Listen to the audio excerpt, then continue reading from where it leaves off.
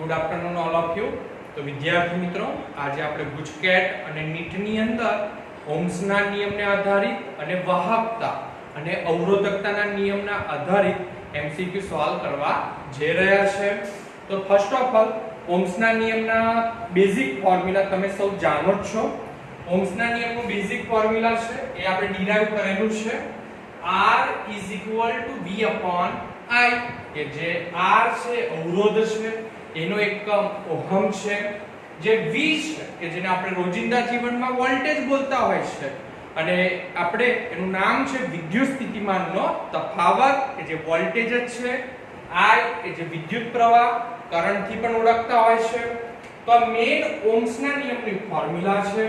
આમાં આપણે V ને સૂત્રનો કરતા બનાવી દઈએ તો IR લખી શકાય, અને આમાં I ને સૂત્રનો કરતા બનાવી દઈએ તો R છેદમાં આવી જાય. તો અહીંયા લખી શકાય છે કે V/R.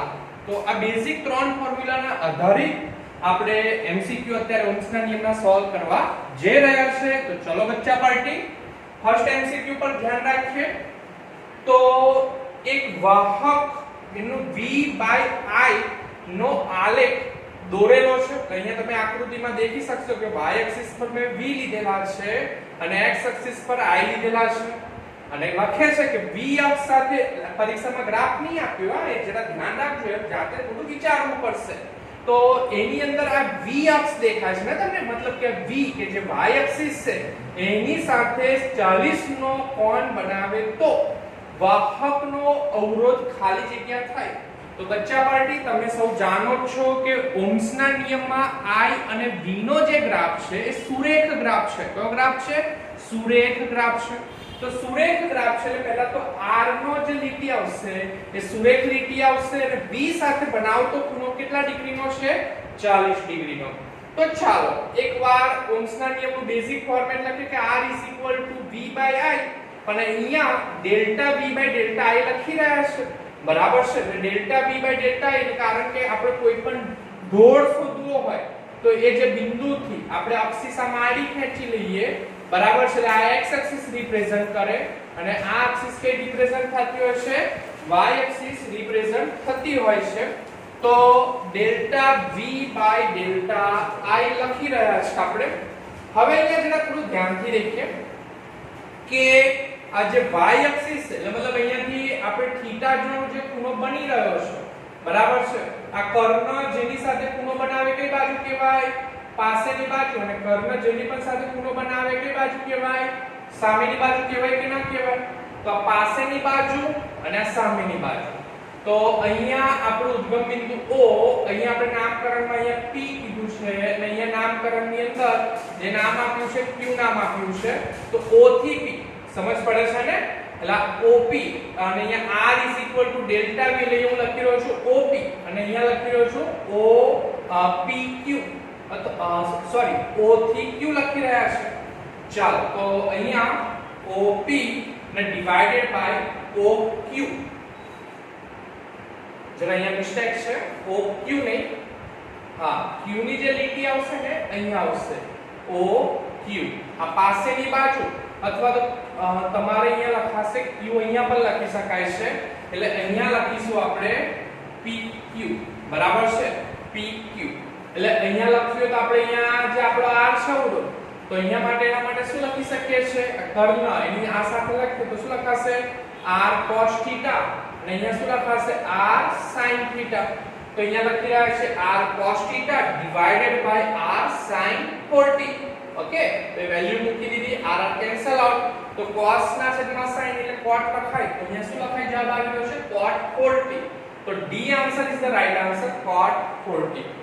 હવે નેક્સ્ટ MCQ પર આગળ વધીએ. નીચેનામાંથી કયો આલેખ ઓહમિક અવરોધને રજૂ કરતો આલેખ છે?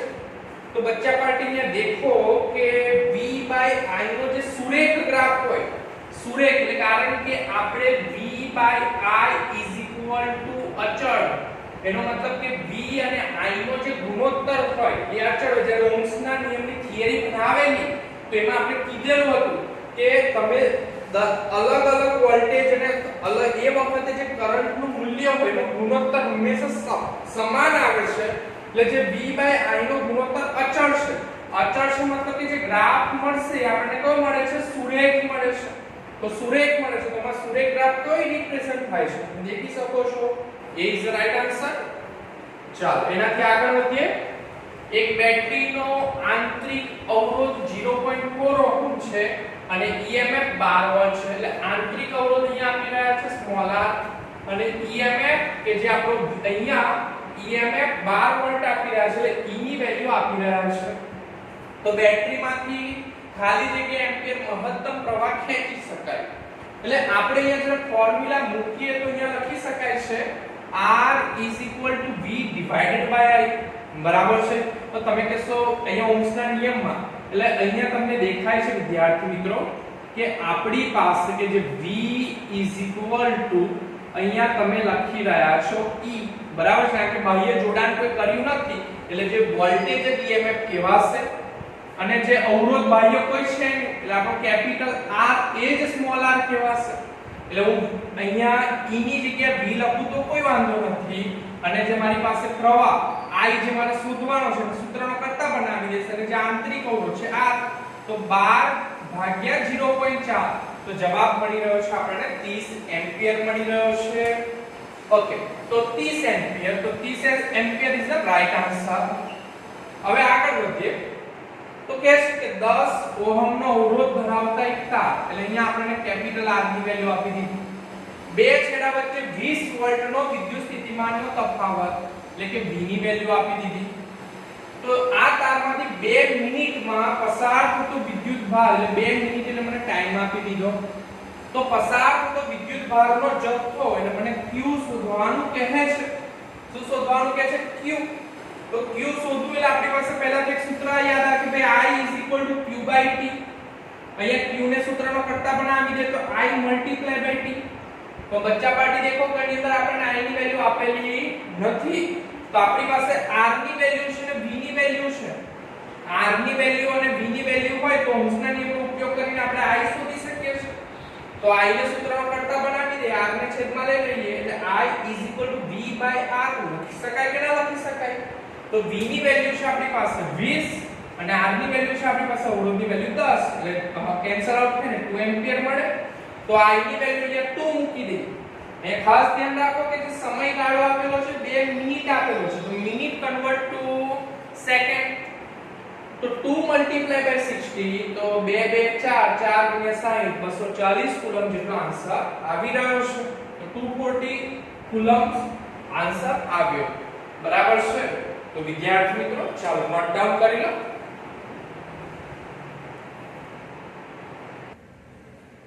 વિદ્યાર્થી મિત્રો હવે આપણે વિદ્યુત અવરોધકતા કે જેને ρ થી ઓળખીએ છીએ અને વાહકતા કે જેને સિગ્મા થી ઓળખીએ છીએ એના થોડાક રિલેટેડ MCQ દેખીએ. તો એના એક બેઝિક ફોર્મ્યુલા લખ્યા છે. બેઝિક અવરોધનું આપણે જ્યારે ફોર્મ્યુલા દેખેલું તો વાહકની લંબાઈ r છેદનું ક્ષેત્રફળને અસર કરતા પરિબળો અવરોધના અસર કરતા પરિબળોની અંદર આપણે આ સૂત્ર ડિરાઈવ કરેલું કે r = ρ L/a. તો r એ અવરોધ છે, એ L એ વાહકની લંબાઈ છે અને a એ વાહકનું r છેદનું ક્ષેત્રફળ છે. તો વિદ્યાર્થી મિત્રો એની અંદર જે ρ છે એ આપણી અવરોધકતા થશે. શું થશે? અવરોધકતા. તો અહીંયા આપણે ρ ને સૂત્રનો કરતા બનાવી દઈએ છીએ કારણ કે આપણે અવરોધકતાના રિલેટેડ MCQ જોવા જઈ રહ્યા છે. તો ρ ને સૂત્રનો કરતા બનાવી દઈએ તો એ જે ભાગાકારમાં છે ક્યાં જતો રહે? ગુણાકારમાં જતો રહે. એટલે r એ ડિવાઇડેડ બાય L. તો આ ρ નું સૂત્ર થઈ ગયું. હવે સાથે સાથે વાહકતા કે જેને આપણે સિગ્મા થી ઓળખતા હોઈએ છીએ તો વાહકતા અને અવરોધકતા એકબીજાના વ્યસ્ત પ્રમાણમાં હોય છે. એટલે સિગ્મા = 1/ρ. અને સાથે સાથે એ પણ વસ્તુ નોટ ડાઉન કરી કે જે a છે r છેદનું ક્ષેત્રફળ છે.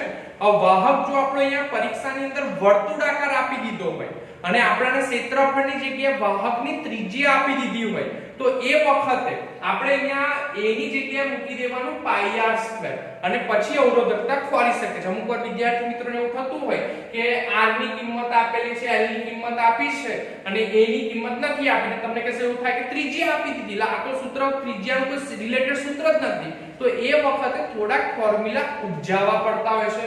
વર્તુળાકાર ન આપેલું હોય અને ચોરસ આડછેદનું ક્ષેત્રફળ હોય તો ચોરસનું ક્ષેત્રફળ તો ખબર પડે ને, l² મૂકી દો. ત્યાં શું મૂકી દો? l². તો ઉપર એક l ને નીચે કેન્સલ આઉટ થઈ જતી હોય તો રો નું સૂત્ર થઈ જતું હોય છે ρ r × l. બરાબર છે. એટલે વર્તુળાકાર તાર ન હોય ને ચોરસ હોય તો એ વખતે ક્ષેત્રફળની વેલ્યુ મૂકવી એ જરા યાદ રાખજો. તો અહીંયા હું πr² વર્તુળાકાર માટેનું સૂત્ર લખી રહ્યો છું. ચોરસ હોય તો ચોરસનું ક્ષેત્રફળનું સૂત્ર આપણે l² એપ્લાય કરી જોઈ શકીએ છીએ.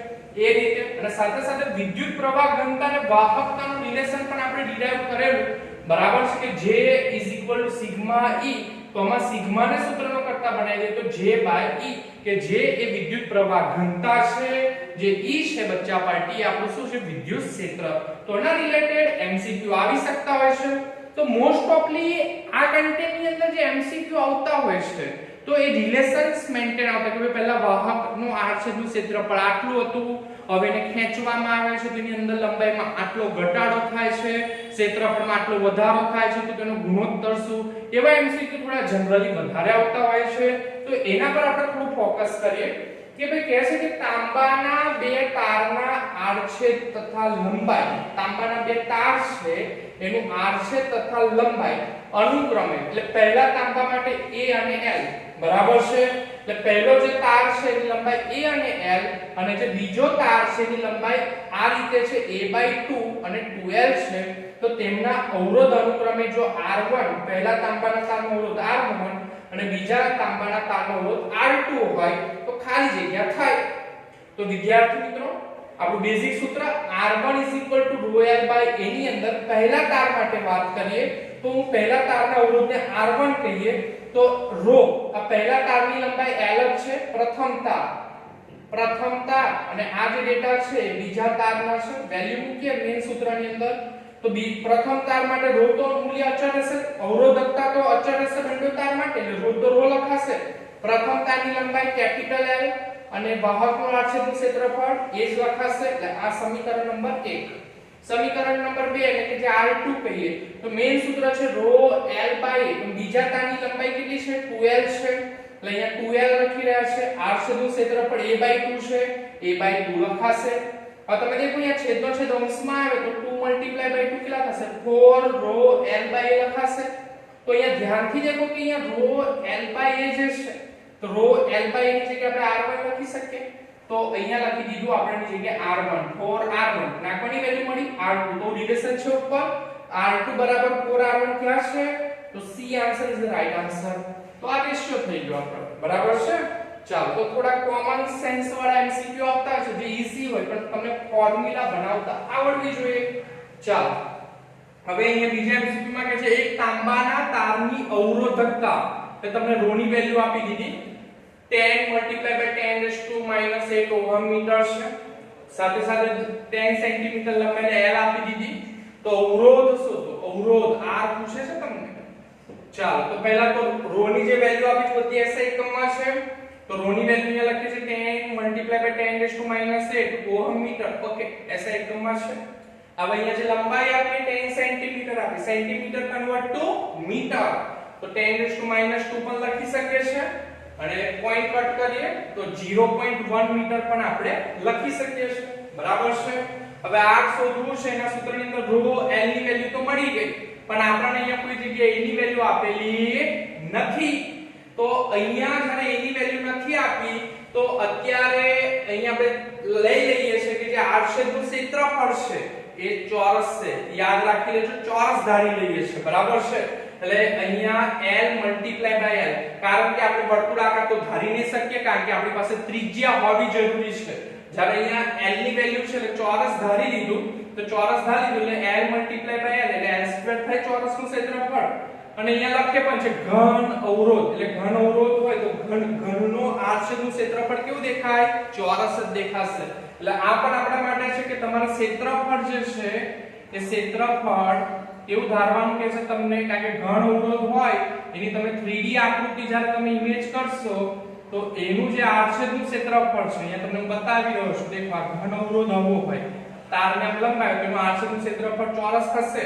તો ચોરસ હશે એટલે આપણે અહીંયા a મૂકી રહ્યા છે, તો a ની જગ્યાએ l l ચોરસનું ક્ષેત્રફળનું સૂત્ર વાપર્યું તો 0.1 નો વર્ગ એટલે અહીંયા 0.01 મીટર થઈ જશે. l ની વેલ્યુ મૂકી છે, બસ વેલ્યુ પુટ કરો, જવાબ આવી જશે. તો ρ ની વેલ્યુ 10 × 10⁻⁸, l ની વેલ્યુ 0.1 અને a ની વેલ્યુ 0.01, તો અહીંયા જવાબ આવ્યો છે 1 × 10⁻6 ઓહમ આવી રહ્યો છે. ઓકે, આ બીજો MCQ છે આપણો. હવે આપણે ત્રીજા MCQ પર વાત કરીએ બચ્ચા પાર્ટી. તો અહીંયા કહે છે, ખૂબ જ મજાનો દાખલો છે, જોજો. R અવરોધ ધરાવતા તારની લંબાઈ 5 ગણી કરતા, એટલે પહેલા જે તારની લંબાઈ હતી L હોય ને પછી તારની લંબાઈને 5 ગણી શું કરી દે છે, વધારી દઈએ છે. તો નું રિલેશન લખાય કે વધારેલી લંબાઈ L' 5 × મૂળ લંબાઈ. હા કે ના? પહેલા તારની લંબાઈ L હતી, હવે 5 ગણી લંબાઈ હું કરી દીધી, વધારી દીધી. તો વધારેલી જે L' છે વધારેલી લંબાઈ મૂળ લંબાઈ × 5. હવે કહે છે કે તેનો અવરોધ 100 ઓહમ થાય છે. એટલે તારની લંબાઈ વધારી દો છો તો વધાર્યા પછીનો અવરોધ કે જેનું R' કહો તો 100 ઓહમ થાય છે. તો R નું મૂલ્ય કેટલું છે? R એટલે કે મૂળ અવરોધ, કે જ્યારે તમે તારને લંબાવ્યો નતો તો એ વખતે અવરોધનું મૂલ્ય કેટલું હશે? હવે અહીંયા થોડું ધ્યાનથી વાત સાંભળો. અહીંયા આ જે રિલેશન છે બનાવવું પડે, વિચારવું પડે કે તમે જેમ પહેલા ધારો કે તાર આટલો જાડો હતો, બરાબર છે, હવે એને ખેંચવામાં આવે તો એની લંબાઈમાં વધારો થાય પણ વચ્ચેથી આડછેદનું ક્ષેત્રફળમાં શું થશે? ઘટાડો થશે. હું તમને એવું કહું કે આ પેન છે, દેખાય છે, આની લંબાઈ આટલી છે, હવે હું ખેંચું તો લંબાઈ વધે તો વચ્ચેનું જે આડછેદનું ક્ષેત્રફળ હોય તમને સમજ પડે છે. તો કોઈ તાર લેવો અને ખેંચો તો લંબાઈ વધે, પણ અહીંયાથી જે આડછેદનું ક્ષેત્રફળ હોય એમાં શું થાય? ઘટાડો થાય.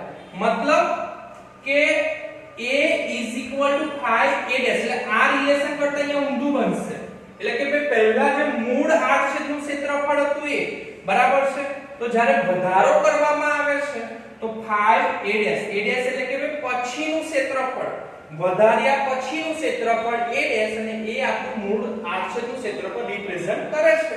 બરાબર. L' એટલે વધારાની લંબાઈ, એટલે કે જેટલી લંબાઈ વધારો છો એટલું આડછેદનું ક્ષેત્રફળ શું થઈ રહ્યું છે? ઘટી રહ્યું છે. એટલે આ બે રિલેશન મેન્ટેન દેખો એકબીજાનો ઓપોઝિટ છે કે લંબાઈ વધી ગઈ તો 5l અને અહીંયા આડછેદનું ક્ષેત્રફળ દેખો, અહીંયા L છે મૂળ લંબાઈ છે, જ્યારે અહીંયા a' છે એ આપણું વધાર્યા પછીનું ક્ષેત્રફળ છે. જેટલી લંબાઈ વધારશો એટલું આડછેદનું ક્ષેત્રફળ થશે, ઘટાડો થશે. તો અહીંયા એવું કીધું કે ભાઈ 5l જેટલી લંબાઈ વધે તો અહીંયા 5a' જેટલું ક્ષેત્રફળનો થાય છે, ઘટાડો થાય છે. ઓકે, અને સાથે સાથે અહીંયા તમને કહે છે કે તારની લંબાઈ વધતા કદ અચળ રહે તેમ ધારો. મતલબ ગમે તે થાય કદ તો અચળ જ રહેશે. તો અહીંયા તારની લંબાઈ વધારતા તારનું કદ અચળ રહે એ ધારવાનું છે આપણે. તો અહીંયા દેખીએ કદ અચળ રહે તો કે ભાઈ મૂળ વધારે તારની લંબાઈ વધાર્યા એ પછીનું કદ v' અને મૂળ કદ કે જે આપણું શું છે v, તો v' = v. કદ તો અચળ જ રહેશે. તો v' ની જગ્યાએ આપણે અહીંયા લખી રહ્યા છે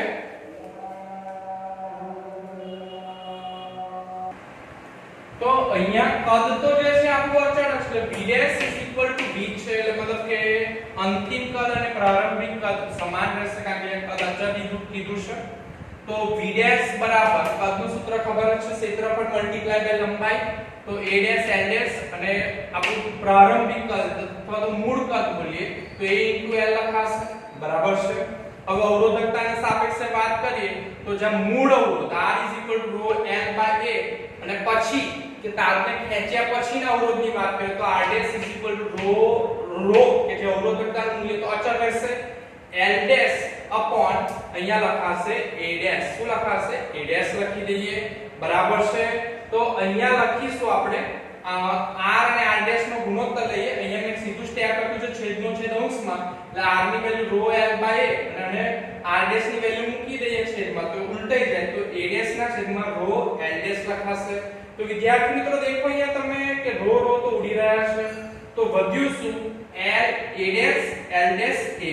તો અહીંયા હું શું કરી રહ્યો છું કે તમે ધ્યાનથી દેખો l તો એવો ને એવો જ રહેવા દીધો, પણ જે a dash તો a dash ની જગ્યાએ તમે અહીંયા હા એટલે અહીંયા l અને a dash એવા ને એવા જ રહેવા દીધા, પણ અહીંયા l dash ની જગ્યાએ હું શું લખી રહ્યો છું phi l. શું લખી રહ્યો છું phi l. અને જે a છે તો એની જગ્યાએ શું લખી રહ્યો છું phi a dash. એટલે નીચે જે છેદમાં છે જે પેલા રિલેશન બનેલા છે એની વેલ્યુ પુટ કરી રહ્યા છે. તો અહીંયા દેખો a dash cancel out, l l cancel out, તો અહીંયા 1/5 અને 1/5 વધ્યા, તો 1/25 આવે બરાબર છે. અને r ને અહીંયા સૂત્રમાં પડતા બનાવી દે એટલે r1 ઉપર છે એટલે r dash તો r dash is equal to 1/25. અહીંયા r dash ની વેલ્યુ આપી દીધી છે દેખો, તો 100 multiplied by 1/25, તો અહીંયા ભાગાકાર કરીએ તો 4 ઓહમ એટલે છેદ ઉડાડે તો 4 ઓહમ મળશે બરાબર છે. તો r બરાબર 4 ઓહમ આન્સર મળી રહ્યો છે. તો અવરોધકતાના કન્સેપ્ટમાં મોસ્ટ ઓફ વિદ્યાર્થી મિત્રો જ્યારે એક્ઝામ્પલ પૂછાતા હોય છે તો આવા રિલેશન વાળા એક્ઝામ્પલ પૂછાતા હોય તો રિલેશન જો તમને બનાવતા આવડી જતું હોય તો દાખલા ખૂબ જ ઈઝી પડતા હોય છે બરાબર છે વિદ્યાર્થી મિત્રો. તો આ સાથે આજનો લેક્ચર પૂરો થાય છે. જય હિન્દ, જય ભારત, નમસ્કાર, Tata, bye bye, C you.